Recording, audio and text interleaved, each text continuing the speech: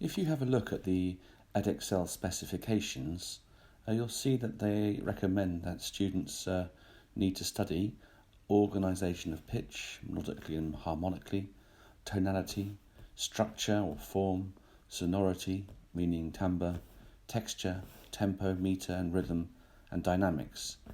But I think it'd be much more helpful if we break those down into their constituent parts. So let's look at organisation of pitch first. And what does that actually mean?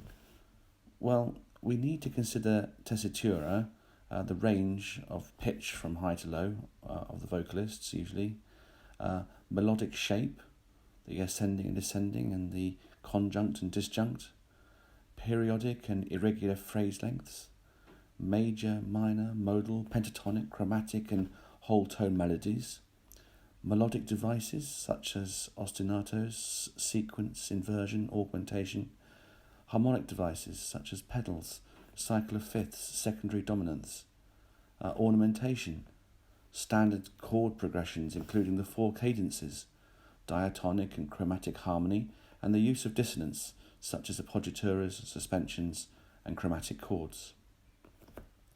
With respect to tonality, I think what we're looking at is the cycle of fifths and modulations to related keys, key relationships such as relative major and minor and dominant, etc., more complex key relationships such as enharmonic changes, and we need to know how the tonal structure is often related to the form of the music, major, minor, modal and atonal, and bitonality are all things that we need to be considering.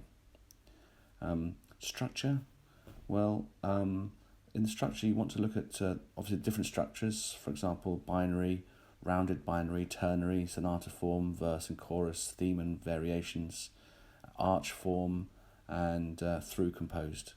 And of course also in part of structure, the development through repetition and contrast.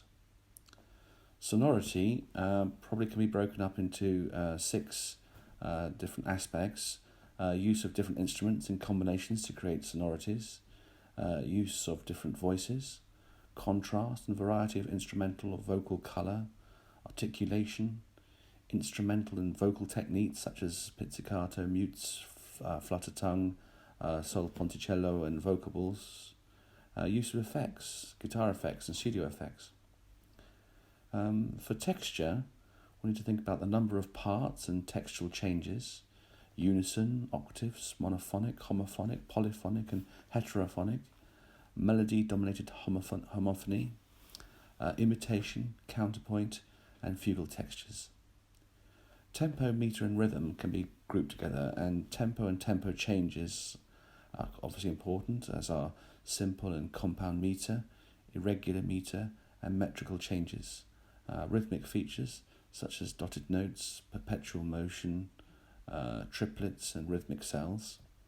Rhythmic devices such as syncopation, hemiola, swung rhythms, and cross rhythms and polyrhythms.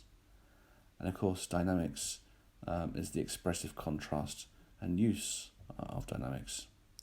And that's what we're going to be looking at for all of the areas of study.